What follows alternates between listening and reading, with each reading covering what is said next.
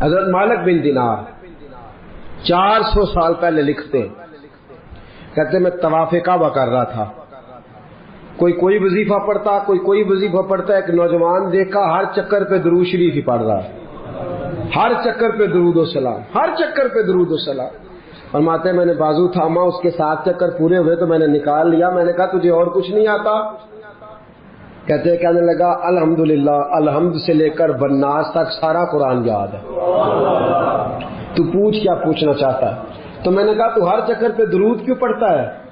تو کہنے لگا جس سے کچھ ملے وہی کام کرنا ہے نا، اپنا نفع دیکھ کے چلنا ہے نا۔ تو میں نے کہا نفع کیا ہے؟ کہنے لگا آپ کو کیوں بتاؤں؟ تو میں نے کہا مجھے جانتے ہو میں مالک بن دینار ہوں۔ کہنے لگا حضور آپ نہ پوچھتے تو بتاتا نا، میں اپنے والد کے ساتھ حج کرنے آ رہا تھا، رستے میں پردیس میں پوزیشن خراب ہو گئی، ابا جی بیمار ہو گئے، مغرب کی نماز کے بعد اچانک ان کی طبیعت بگڑی اور وہ انتقال کر گئے، ایک میں ایک میرے والد، تیسرا شخص کوئی نہیں۔ کہتے ہیں بڑا پریشان، ایک میرے پاس لالٹین، ایک دیا، ایک روشنی کا بندوبست ابا جی کے چہرے کے قریب کیا تو چہرہ کالا سیاہ ہو گیا، رات بھی اندھیری، جنگل کا زمانہ، شالا پردیسی کوئی نہ تھی وے کخ جنا تو پارے۔ کہتے ہیں رستہ بڑی پریشانی، جب میرا کوئی بس نہ چلا تو ایک درخت کے ساتھ ٹیک لگا کے بیٹھ گیا، رونے لگا یا اللہ کو مہربانی کر۔ کہتے نظر نیچے تھی تو خوشبو آنے لگ گئی، خوشبو مہکی، ذرا میں نے آنکھ کھلی تو میں نے ایک نور چمکتا دیکھا۔ کہتے ہیں میرے قریب سے کچھ لوگ گزرے، لگا یوں کہ یہ زمین کے باسی نہیں، یہ دنیا کے رہنے والے نہیں۔ 5 لوگ گزرے، 4 ستارے تھے اور درمیان میں ایک آفتاب تھا۔ کہتے ہیں وہ گزرے، میرے قریب سے گزرے تو میں کھڑا ہوا، میں نے کہا کہیں جا رہے ہیں، ان کے ارد گرد نور ہی نور۔ کہتے ہیں میں حیران ہوا کہ میرے باپ کی میت کے قریب جا کے وہ کھڑے ہو گئے، ایک نور والے، ایک روشنی والے، ایک خوبصورت مکھڑے والے نے، جو ان 4 کے مجھے سردار لگتے تھے، انہوں نے جیسے ہی میرے ابا جی کے چہرے سے نقاب ہٹایا اور پھر انہوں نے میرے والد کے چہرے پہ ہاتھ پھیرا، ظلمت کو ان کے نور نے کافور کر دیا، جس پر پڑی نظر اسے بھی نور کر دیا۔ بعد مرن دے مکھڑا میرا ہو جاوے جے تازہ، سمجھ لینا محبوب میرے نیان پڑھیا جنازہ۔ فرماتے ہیں چہرے پہ ہاتھ پھیرا تو میرے باپ کا چہرہ نورون علی نور ہو گیا۔ فرماتے ہیں وہ اوپر کپڑا دے کے دوبارہ پیچھے کی طرف پلٹے تو میں قدموں میں بیٹھ گیا۔ توجہ ہے آپ کی؟ کہتے میں قدموں میں بیٹھا، میں نے کہا اس پردیش میں، اس دکھ میں، اس تکلیف میں آنے والوں کون ہو؟ کہتے ان میں سے ایک چھوٹے قد والے نورانی چہرے والے بولے، کہنے لگے تو نہیں جانتے میں علی ہوں، یہ عثمان ہے، وہ ابو بکر ہے، یہ عمر ہے، اور تجھے پتا ہے یہ جو نورانی چہرے والے ہیں یہ اللہ کے محبوب ہیں، مدینے سے آئے ہیں۔ کہا اس غربت میں، تنہائی میں، اس دکھ میں میرے رسول پاک نے پیچھے رخ پھیرا، کہتے حضور نے سینے سے لگایا، فرمایا فکر نہ کرنا، سویرے فوجیں آئیں گی جنازہ پڑھنے، سویرے فوجیں آئیں گی، فکر نہ کرنا۔ کہتے میں قدموں سے لپٹ گیا، اتنی بھی جلدی کیا ہے، ذرا ٹھہر جائیے، ساری عمر گزار کے آئی ہے یہ گھڑی۔ میں نے کہا محبوبہ مہربانی فرمائی، کرم نوازی فرمائی، حضور اتنی بندہ نوازی کی آئے ہو تو سونیا بتاؤ تو صحیح، آخر میرے باپ میں کیا ایسا تھا کہ ان دکھوں میں آپ آئے اور آ کے نورن علی نور کر گئے، روشنیاں بانٹ گئے۔ میرے مرنے پہ ہر سو شور مچ جائے گا، دیکھو گے کہنے الوداع سرکار خود تشریف لائیں گے۔ کہا اس موقع پہ الوداع کہنے آئے ہو؟ تو فرماتے ہیں حضور نے فرمایا تجھے پتا ہے تیرا باپ ہر لمحہ مجھ پر درود پڑا کرتا تھا، ہر گھڑی سلام بھیجتا تھا، اس نے عمر بھر مجھے بھلایا نہیں، اس نے مجھے نہیں بلایا تو میں اسے کیسے بھول جاتا، اس نے مجھے نہیں بھلایا تو میں کیسے بھول۔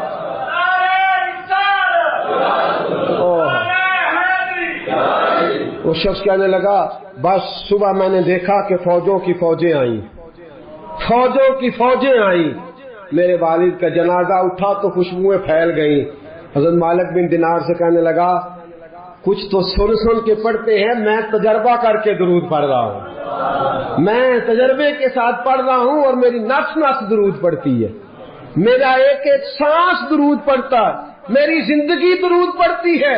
اور کہا مالک مجھے امید ہے کہ میں مر جاؤں گا تو میری قبر سے بھی درود و سلام کی صدائیں آئیں گی، میں وہ سنی ہوں جمیل قادری مرنے کے بعد میرا لاشا بھی کہے گا صلاۃ و سلام۔ نبی کریم پر درود پڑھنا، یہ جو ہماری محفل ہوتی ہیں، مجالس ہوتی ہیں، یہ ساری محبت کو عروج دینے کے لیے ہوتی ہیں، یہ ساری چیزیں توانائی پیدا کرنے کے لیے ہوتی ہیں، روحانی قوت پیدا ہوتی ہے۔ محبت جو ہوتی ہے نا، محبت، میرے نبی پاک علیہ السلام نے فرمایا جو مجھ پر ایک بار درود پڑے گا اللہ 10 رحمتیں نازل فرمائے گا۔ خوشی ہوئی ہے نا آپ کو؟ اللہ تعالیٰ آپ کو خوش رکھے، آمین کہنا۔ اللہ کرے آپ چمک جایا کریں ایسی باتوں سے۔ جو موضوع میں نے چھیڑا ہے نا اس موضوع میں تو کھل جاتا ہے بندہ۔ کہا نبی پاک علیہ السلام نے فرمایا جو ایک بار درود پڑے اللہ 10 رحمتوں کا نزول فرماتا ہے، 10 گناہ معاف فرماتا ہے، 10 درجے بلند کرتا ہے۔ ایک حدیث میں فرمایا جو 10 بار پڑھے گا اللہ 100 رحمت نازل کرے گا، جو 100 بار پڑھے گا اللہ 1000 رحمت نازل فرمائے گا، اور ایک جگہ فرمایا جو 1000 بار پڑھے گا نا اللہ اس کی پیشانی پہ لکھ دے گا کہ یہ بندہ نفاق سے بھی بری ہے اور دوزخ کی آگ سے بھی بری ہے۔ یہ سارا ثواب گنوایا، یہ سارا درود پاک کا یہ ثواب گنوایا حضور نے۔ فرمایا درود پڑھو گے قیامت میں روشنی ملے گی، درود پڑھو گے قیامت کے اندھیروں میں تمہیں نور ملے گا، ثواب گنوائے۔ ایک حدیث میں کیا لفظ ہیں؟ ایک بار پڑھو 10 بار پڑھو 100، یہ ثواب ہے۔ اور ایک حدیث میں کیا فرمایا؟ فرمایا اسمعوا صلاۃ اہل محبتی، ہاں اگر تو محبت سے پڑھے گا تو حضور اس کا کیا ثواب ہے؟ فرمایا اس کا ثواب یہ ہے کہ تو پڑھے گا اور تیرا رسول اپنے کانوں سے تیرا درود سنے گا۔ آج بڑے وظیفے درود و سلام کا بڑا ذکر ہوتا ہے، لیکن میں دیکھتا ہوں اس کے خلوص سے ہمارا مزاج خالی ہوتا جا رہا ہے، خالی ہوتا جا رہا ہے ہماری طبیعت۔ بہت کم لوگ ہیں جو کہتے ہو میں 1,00,000 روز پڑھتا ہوں، 2,000 50,000 20,000، یہ مزاج ہی ہم نے چھوڑ دیا ہے۔ نبی کریم سے محبت کا پہلا درجہ درود و سلام ہے۔ اگر آپ درود و سلام نہیں پڑھتے تو ناقص ہے محبت۔ بھائی کیسا تجھے پیار ہے کہ تو محبت کے ساتھ درود و سلام بھی نہیں پڑھتا؟ تو کم از کم ایک دن میں 500 بار ضرور پڑھا کریں۔ پڑھیں گے انشاءاللہ؟ فجر کے بعد کتنا پڑھنا ہے؟ 100، زور کے بعد، عصر کے بعد، ٹائم کتنا لگتا ہے جی؟ 10 منٹ، کل کتنے ہو گئے؟ 50 منٹ بس۔ اگر تو پیچھے پلٹ کے میرے دوست کا بھی دیکھے نا تو تیرے نبی ساری رات ہی تیرا ذکر کرتے رہتے ہیں، یا اللہ اسے بخش دے، یا اللہ اسے معاف کر دے۔ تو 50 منٹ نہیں دے سکتا درود و سلام کو۔ اور میں کہا کرتا ہوں، امام سخاوی سے کسی نے کہا تھا حضور کی زیارت کرنے کو دل کرتا ہے، تو آپ نے فرمایا رات بستر پہ خوشبو لگا لے، وضو کر لے، کعبے کی طرف چہرہ کر لے، درود پڑھتے پڑھتے سو جا۔ جس مصطفیٰ پہ تو درود پڑے گا وہ خواب میں آ کے تجھے جلوہ بھی دکھا جائیں گے، وہ خواب میں آ کے تجھے دکھائیں گے۔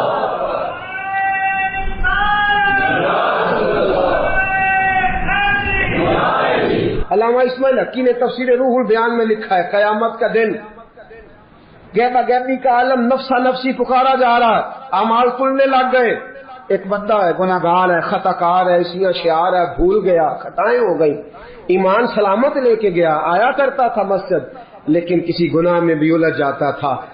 ہوا یہ کہ معاملہ اتنا بگڑا کہ گناہ زیادہ ہو گئے، نیکیاں کم پڑ گئیں، اعمال کھلنے لگے تو یہ کانپنے لگا۔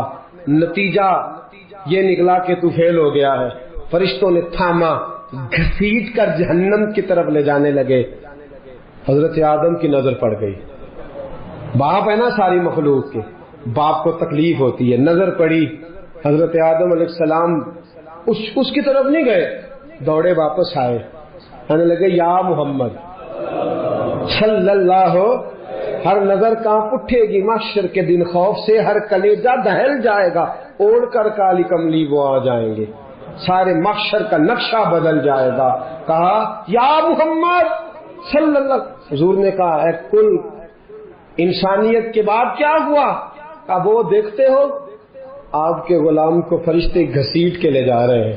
جناب آدم بھی جانتے ہیں کہ مصطفیٰ کو کہہ دیا تو حضور دوڑیں گے. حضرت علامہ اسماعیل حقی نے لکھا ہے کہ نبی کریم بھاگتے ہوئے تشریف لے جائیں گے. فرشتوں سے پوچھیں گے کہاں لے جا رہے ہیں؟ دوستو توجہ کرنا ذرا میری بات پہ. دکھوں میں جو شخص خالی تسلی دے دے اس کی بھی بڑی بات ہوتی ہے. اور اس عالم میں جو بھاگ کے جا کے بچا لے دوزخ کے دروازے، کہاں لے جا رہے ہو؟ فرشتے کہتے ہیں محبوب اس کے گناہ زیادہ نکلے، نیکیاں تھوڑی ہیں، اعمال تلے ہیں. حضور فرماتے ہیں واپس لاؤ نا، واپس لاؤ نا.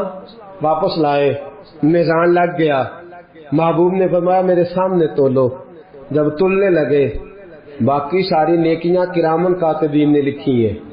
درود والی پرچیاں حضور نے سنبھال کے رکھی ہوئی ہیں. باقی نیکیاں کرامن کاتبین کے دفتروں میں ہیں. درود و سلام کی پرچیاں اور رکے میرے مصطفیٰ نے سنبھال کے رکھے ہیں. جب اعمال تلنے لگے گناہ زیادہ نیکیاں تھوڑی، حضور نے فرمایا ٹھہرو. میرے نبی نے جیب میں ہاتھ ڈالا. تو کتنا نصیبوں والا ہے، تیرے رکے مصطفیٰ کی جیب سے نکلے. غور تو کرنا بھائی، میرا کارڈ کسی کی جیب سے، کسی کا کارڈ میری جیب سے نکلے تو کیا بات ہے. تیرے اور میرے نام کے رکے مصطفیٰ کی جیب سے جیب میں ہاتھ ڈالا. فرمایا یہ رکھو نا نیکیوں والے پلڑے میں رکھی کہ مصطفیٰ نے رکا دیا ہے یا عطا کر دیا ہے، بے حساب نواز دیا ہے. فرشتے کہنے لگے سونے ہم تو مجبور ہو گئے، یہ تو نیکیاں بڑھ گئی ہیں. حضور یہ تو پلڑا وزنی ہو گیا. چلو دوڑ جاؤ، بلاؤ جنت والوں کو بلاؤ. پتہ سارا ہے سردار نو کیتیاں دا، پتہ یہ پردہ چا پایا ہی پلا ہو سی. پتہ سارا ہے سردار نو کیتیاں دا. قدموں میں بیٹھ گیا، پیر پکڑ لی، کہا سونے میرے تو عمل ہی نہیں. پتہ سارا جو حضور میرے تو عمل ہی نہیں، تو یہ رکا کدھر سے آیا؟ حضور نے فرمایا فلاں مجلس میں تو بیٹھا تھا، فلاں محفل میں تو بیٹھا تھا، تو نے میرا نام سنا، تو نے میرا ذکر سنا، تو نے میرا تذکرہ سنا تو تو نے پیار سے درود پڑھا. اسمعوا صلاۃ لاہل المحبہ، جو محبت سے پڑھے میں سن لیتا ہوں. میں نے تیرا سنبھال کے رکھا تھا، تیرے کام آ گیا. دوستو دنیا کی مہمات میں تو بندہ باقی جاتا ہے، پھنسے گا قیامت کے دن اور بچے گا درود پڑھنے والا، حضور پر سلام پڑھنے والا، جس کی عادی ہوگی زبان درود و سلام کی. امام شافعی انتقال کر گئے. شاگرد نے خواب دیکھی، کہا حضرت جی کیا بنا؟ کہنے لگے خدا نے مجھے سجا سوار کے جنت میں بھیجا. کس طرح سجا؟ کہا حضور بھیجنا تو تھا، آپ محدث سے بہت بڑے فقہ کے امام سے، کیا بات تھی؟ کہنے لگے اس لیے نہیں، بات کوئی اور ہے. کہا حضور کیا؟ فرمانے لگے ایک دن میں کوئی کام کر رہا تھا، کوئی حدیث لکھ رہا تھا، باقی تو میں نے جلدی لکھ لیا، اور جب آیا نا نبی پاک کا نام مبارک تو امام شافعی کہتے ہیں میں نے جتنی میری صلاحیت تھی میں نے پیار سے لکھا، پھر آگے میں نے پیار سے درود لکھا. میں نے قلم کو روکا، اتنا وقت پورے صفحے پہ نہیں لگا جتنا وہ حضور کے نام اور درود پہ لکھا. کہتے ہیں بس میں نے پیار سے لکھا تھا، پیارے رب کو پیارا لگ گیا. میں مرا، آنکھ کھلی، رب کریم نے فرمایا اس کو سجاؤ، جنت کا لباس پہلے پہناؤ، اس کے سر پہ امامہ رکھو، خوشبو لگاؤ، جنت میں لے جاؤ. یا اللہ یہ ساری نعمتیں. فرمایا دنیا میں تو مصطفیٰ کا درود سجاتا رہا ہے، تو حضور کا درود سجاتا رہا ہے، میں نے آج تجھے سجانے کا فیصلہ کر لیا ہے. مناظرے سب سے زیادہ درود و سلام پہ ہوتے اور ہم کرتے ہیں، لیکن میں اکثر ساتھیوں سے کہتا ہوں اسی ان سے مناظرے ہی کرنے ہیں. عمل اگر میں کبھی اپنے اجتماع سے پوچھ لوں نا اہل سنت والوں سے کہ تسی آندے ہو جی اسی تے درود والے آتے پڑھ دے کہ نہ ہو، کوئی نہیں. یاد رکھو بحثوں سے انقلاب نہیں آتا، عمل سے آتا ہے. آپ کا کوئی درود پڑھنا دیکھے گا تو مجھے آپ لڑائی کر کے درود پڑھوانا چاہتے ہیں، کوئی نہیں پڑھتا. اگر آپ کا درود پڑھنا کوئی پیار سے، خلوص سے، محبت سے، ناراض تو نہیں ہو جائیں گے؟ ایک بات کر دوں جی، اپنے خلاف کر لگا، کر دوں؟ ایک شخص میرے پاس آ گئے، کہنے لگے جی ہماری گلی میں نا سویرے اٹھ کے ایک بندہ ہے، وہ کہتا ہے 111 باری سپیکر میں درود پڑھنا ہے تہجد کے وقت، پڑھنا چاہیے اسے؟ میں نے کہا نہیں پڑھنا چاہیے، اس لیے کہ اللہ کے نبی کریم صلی اللہ علیہ وسلم نے منع فرمایا ہے کسی کو تکلیف دینے سے۔ قرآن بلند آواز سے پڑھنا منع ہے جب کسی کو تکلیف ہوتی ہو۔ تو لوگ سوئے ہوئے ہیں، ایک آدھ دو چار بار تو ٹھیک ہے، اب 111 بار ہی شروع کر دیا ہے۔ وہ شخص میرے پاس آ گیا، کہنے لگا کہ واقعی سنی ہوں۔ میں نے کہا یار یہ سنی نہ سنی ہونے کا تو نے کون سا رزلٹ نکالا ہے؟ کہتے سن درود ڈاک چھڑے ہے۔ میں کہا تم ہی آنا مسیطے چلیے، 10 بغیر سپیکر تو کنا پڑھنا ہے؟ ناراض تو نہیں ہو جائیں گے آپ؟ میں کہا کلے ہاں اسی دو میں کسی کو قسم لینی نہیں چاہیے، پر دیانتداری نہ دسی کنا پڑھنا ہے؟ کہندا وہی پڑھنا جڑا سپیکر وچ پڑھنا۔ تو میں کہا پھر اللہ کو ڈرو۔ کیا دیکھیں نا کیا معاملہ ہے کہ کدھر جا رہے ہیں بھائی؟ میرے ہاتھ سپیکر آئے تو میں کہا جھوم کے پڑھو، تو سارے پڑھو، تو اونچی پڑھو، تو وقت تک پڑھو، اور اپنی باری آئے تو۔ اب میں ایک حوالہ دے دوں، بات ختم کروں۔ نبی کریم کی خدمت میں عرض کیا گیا یا رسول اللہ یہ بندہ لمبی نماز پڑھاتا ہے۔ حضور نے بلایا، فرمایا کیوں لمبی پڑھاتا ہے؟ کہا حضور مجھے مزہ آتا ہے۔ فرمایا لمبی پڑھنی ہو تو اکیلے پڑھنا، لوگوں کو پڑھا تو مختصر پڑھا، بچے بھی ہوتے ہیں، بوڑھے بھی ہوتے ہیں، بیمار بھی ہوتے ہیں۔ ہم لوگوں نے جو طریقہ درود و سلام السلام علیک ایھا النبی والصلاۃ والسلام علیک یا رسول صلی اللہ علیہ، جو آپ کا دل کرتا پڑھے، لیکن کو دکھا کے پڑھنا، بتلا کے پڑھنا، کسی شخص کو چڑھا کے پڑھنا ضروری ہے؟ درود تو ہم جب پڑھتے ہیں تو پتہ کسے دکھا کے پڑھتے؟ مدینے والے محبوب کو، رسول پاک کو دکھا کے پڑھو، حضور کو سنا کے پڑھو، نبی پاک کی طرف توجہ کر کے پڑھو۔ اختلاف درود پہ تو لڑائی نہیں نہ ہونی چاہیے، یہاں تو نہیں نہ ہونی چاہیے۔ تو ساتھیو درود و سلام جم کے پڑھیں، اتنا پڑھیں۔ 3 فائدے ہیں درود پڑھنے کے جو میرے حضرت صاحب نے مجھے بتائے، میں آپ کو بتا دیتا ہوں، بات ختم کرتا ہوں، یاد رکھیں گے آپ انشاءاللہ؟ کتنے فائدے؟ میرے حضرت فرماتے ہیں درود و سلام پڑھنے والے کی زبان میٹھی ہو جاتی ہے۔ کک سوادنی مشری اندر کھنڈا می چک ڈٹیاں، اینا ساریاں گلاں نالو گلاں سجن دیاں میٹھیاں۔ درود پڑھنے والے کی زبان فرماتے ہیں دل نرم ہو جاتا ہے۔ یہ میرے صاحب نے مجھے بتایا، دل اور روح پاک ہو جاتی ہے۔ یہ رسول اللہ کا کرم ہے کہ اللہ نے ہمیں ان کی امت میں پیدا فرمایا ہے، یہ کرم ہے، نبی پاک کا صدقہ ہے۔ تو حضور کے احسانات تقاضا کرتے ہیں کہ نبی پاک صلی اللہ علیہ وسلم پر زیادہ سے زیادہ درود و سلام پڑھا جائے۔ پھر درود و سلام اللہ کی رضا بھی ہے۔ اللہ چاہتا ہے کہ میرے بندے میرے نبی پر درود پڑھے۔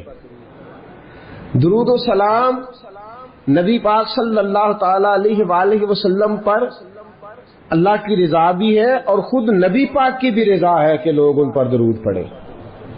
یہ جو سورہ احزاب کی آیت ہے نا، ان اللہ و ملائکتہ یصلون علی النبی، یہ اس کا شان نزول ذرا دیکھیے گا کیا ہے۔ پہلے تو لوگ مقابلہ کرتے رہے حضور علیہ السلام کے ساتھ، فکری مقابلہ جاری رہا، فکری۔